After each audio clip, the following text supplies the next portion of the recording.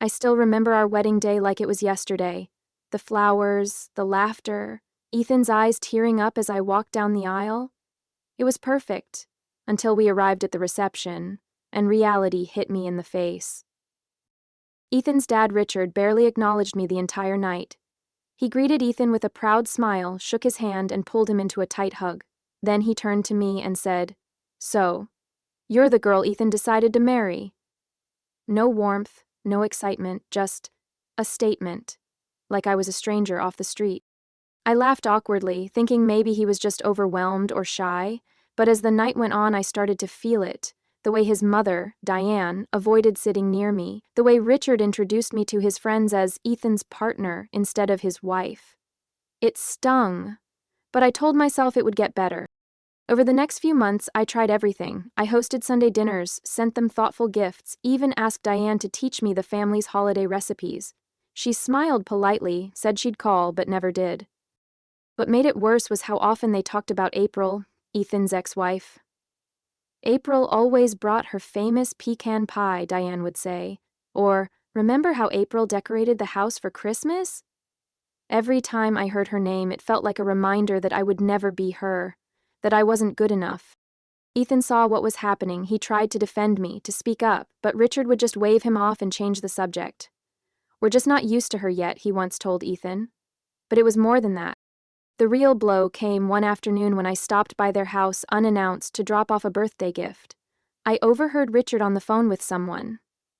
"Ethan may have married her, but she's not really his wife. Not like April was." I stood frozen in the hallway, gift still in my hand. My chest tightened, and my hands trembled. I left without saying a word. That night, I didn't tell Ethan what I heard. I didn't want to cause more tension. But something changed in me.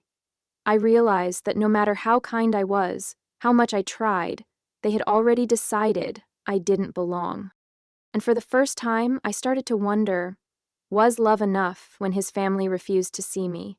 After that day, something in me shut down. I stopped trying so hard. No more Sunday dinners, no more gifts, no more waiting for a call from Diane that would never come.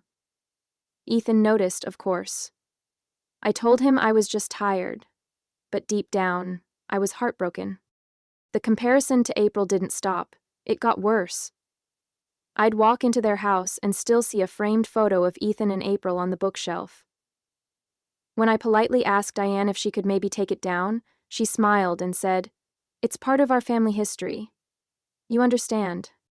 No, I didn't understand. Every family gathering was a performance. I'd cook, clean, smile, nod, even laugh at jokes that made me feel like an outsider. At Christmas, I brought homemade cookies. Diane took one bite and said, "April used to add a hint of almond extract. It really made them special." They didn't say it outright, but the message was clear. I wasn't April, and because of that, I would never measure up. Ethan kept trying. He'd hold my hand at dinner, kiss my cheek in front of them, gently remind his parents that I was his wife now. But every time, Richard would sigh or change the subject. Once he even said, "Some things just don't feel real, no matter how much you pretend." Pretend? Was that what they thought of me? That I was pretending to be part of this family? That my marriage was just some kind of phase? The worst moment came during Ethan's cousin's baby shower. Everyone brought gifts. Baby clothes, toys, fancy diaper bags. I brought a handmade quilt. I had stayed up for nights stitching little stars and animals on it. When I gave it to her, she looked touched. But then Diane chuckled and said loudly, "April made one just like this, remember? Hers had butterflies, so delicate and perfect." I wanted to disappear. After the party, I sat in the car with Ethan in silence. Then I asked the question that had been burning in my chest for months. "If your family never accepts me, will that change the way you see me?" He turned to me, eyes soft but serious. "Never. You're my wife. What they think doesn't matter to me." I nodded, but it still hurt, because even if he meant it, and I believed he did, I was still living a life where I had to prove my worth every single day. And honestly, I wasn't sure how much longer I could keep doing that. By the time Thanksgiving rolled around, I had accepted that I would always be the outsider. but I still wanted to believe that maybe, just maybe, I could win them over. I baked a pumpkin pie from scratch, spent hours perfecting it, and even wore the pearl earrings Diane had once complimented, grasping for any thread of connection. The dinner started off quietly. Richard was unusually talkative with Ethan, reminiscing about past Thanksgivings when April used to host. I just smiled and nodded, pretending not to notice the way he conveniently skipped over my presence. We all sat at the long table. Diane passed the turkey, Richard carved it like he was the king of the family, and I took my place next to Ethan, silently praying for peace. Then it happened. Richard raised his glass to make a toast. To family, he said, and to traditions that feel real. Everyone clinked glasses. I hesitated, unsure if that was a jab, but then he looked straight at me and added, "Some people marry into a family, but not everyone becomes part of it." The room went quiet. Forks hovered mid-air. I felt Ethan tense beside me. I froze. I wanted to believe I had misheard him, that he didn't mean what it sounded like. But the look in his eyes was clear. He meant every word. It was deliberate and it was cruel. Ethan set down his fork and said, "Dad, enough." But Richard didn't flinch. "I'm just saying what everyone's thinking," he muttered. Diane didn't say a word. I excused myself and went to the bathroom, but once inside, I locked the door and sat on the closed toilet lid, pie still sitting on the counter untouched. My hands were shaking. My face felt hot with embarrassment. I wasn't angry. I was devastated. What had I done that made them hate me so much? I had never been anything but kind. I showed up. I gave effort. I respected their space. I never asked them to love me, just to see me. And still, it wasn't enough. When I came out, Ethan was already grabbing our coats. He didn't say a word. We drove home in silence. That night, I curled up on the couch and cried. Ethan sat beside me, arms around me, whispering, "You don't deserve this." "I'm so sorry." I nodded, but my heart felt hollow. Something had shifted that night. The humiliation wasn't just public. It was permanent. For the first time, I realized I didn't just feel like I didn't belong. I truly didn't. Something changed in me after that Thanksgiving. I stopped chasing their approval, not out of anger, but because I was exhausted. I had given them every piece of myself, and they still looked right through me. I realized I couldn't force anyone to see my worth, but I could remind myself who I was before all of this. Before I was Ethan's wife, I was Aria. I had dreams, I had purpose, and somewhere in the years of trying to be accepted, I had let all of that go. So, I made a decision. I applied to finish my master's degree in psychology, something I had put off when Ethan and I got married. He was thrilled, fully supportive, even packed me lunches with little notes during finals week. I hadn't felt this alive in years. Going back to school lit something in me. I found parts of myself I'd forgotten, my voice, my confidence, my resilience. I started volunteering at a local women's shelter, using what I was learning in school to help women who felt small, unseen, broken, just like I had. And people noticed. My professors encouraged me to lead workshops. The shelter invited me to speak at a fundraising gala. Before I knew it, I was being asked to appear on local radio and TV segments about emotional abuse and recovery. My name, Aria, was being said with respect. Not as Ethan's wife, but as a woman who had something real to say. Ironically, the more I focused on myself, the stronger our marriage became.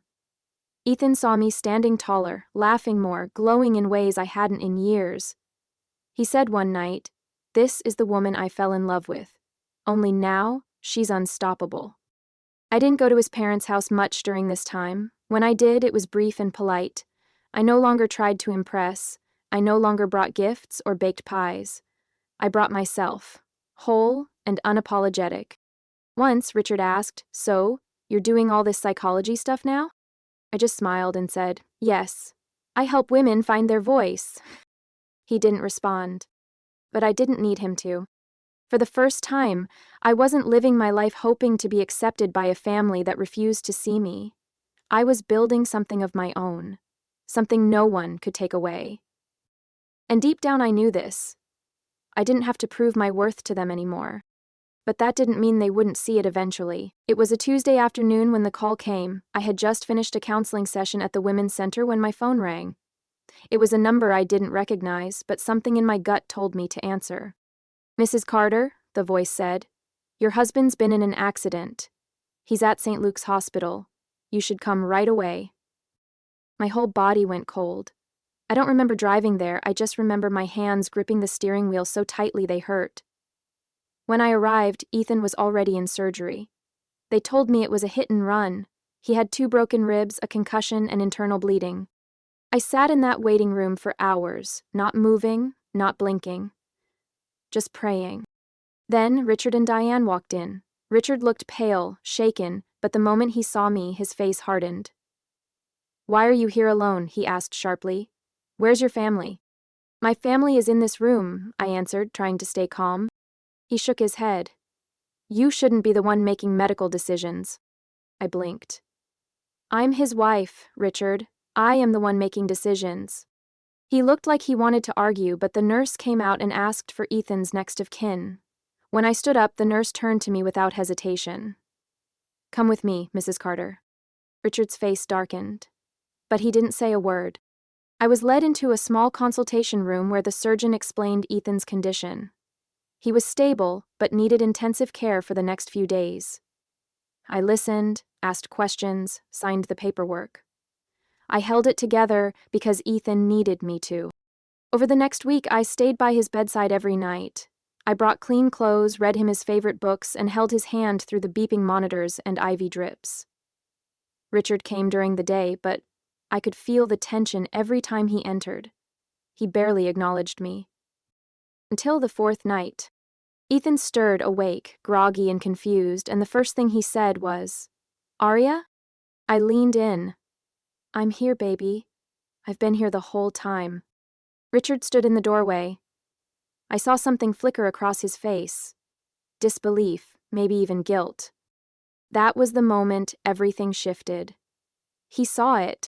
He saw the woman who stayed, who never left. After Ethan woke up, things didn't magically get better, but something had shifted. Richard didn't say much, but he started coming to the hospital earlier in the day. Sometimes he'd bring Ethan's favorite coffee or sit quietly while I helped the nurses. He still didn't talk to me directly, but he no longer glared or questioned my presence. One morning, I walked into Ethan's room and saw something that made me pause. The photo that had always sat on the nightstand, Ethan and April at their wedding, was gone. In its place was a new photo. It was us, Ethan and me, smiling on our anniversary trip to Oregon. I didn't know who had made the switch. Ethan was still too weak to move much. I could only assume Richard had done it. Later that day, while Ethan was napping, I stepped out into the hallway to stretch. Richard was standing there, staring out the window. I nodded politely. "Thanks for being here," I said quietly. He didn't look at me, just said, "You didn't have to stay every night." I took a deep breath. I know, I didn't. But I wanted to. He's my husband. A long silence followed, then, for the first time, his voice softened. "You've been good to him." I turned to him. "I love him." He finally looked at me, and there it was. Genuine emotion. Not warmth, not yet, but recognition. That night, Diane brought a small casserole and actually smiled when she handed it to me. "For you, too," she said. "You need to eat." It was the first thing she had done that felt human. Slowly, the tone shifted. When Ethan came home, they offered to help. Richard installed grab bars in the bathroom. Diane brought over soup. Nothing grand, but the small gestures felt enormous to me. And for once, I wasn't second-guessing everything. I wasn't fighting to be seen. They were finally choosing to see me.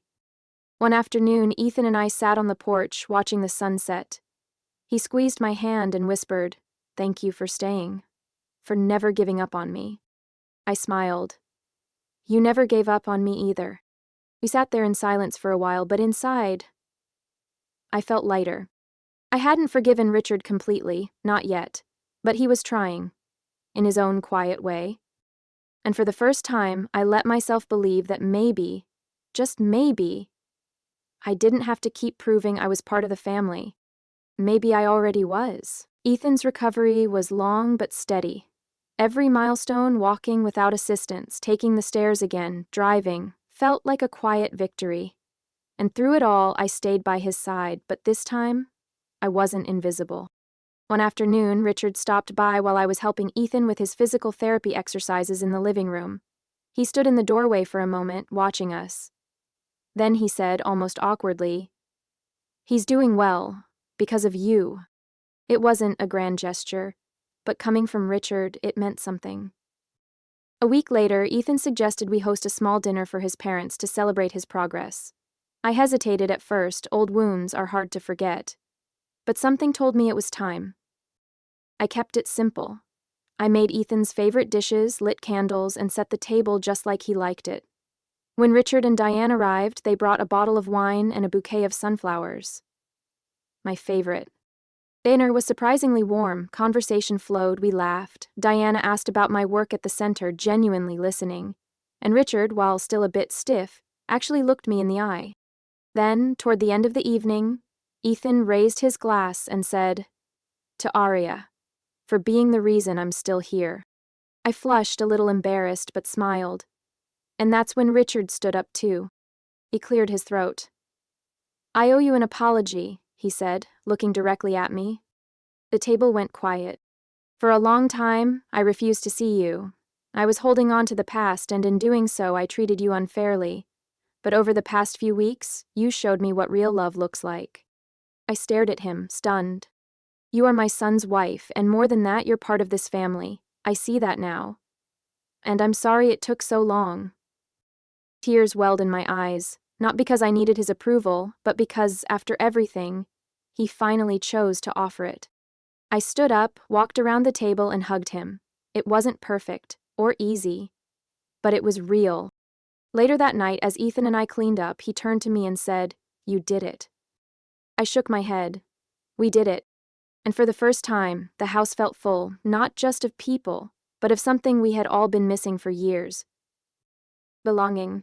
Looking back now, I realize that I spent so much of my early marriage trying to earn a place that should have already been mine.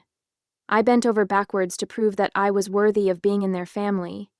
I thought if I cooked the right meals, smiled the right way, wore the right dress, they would finally see me.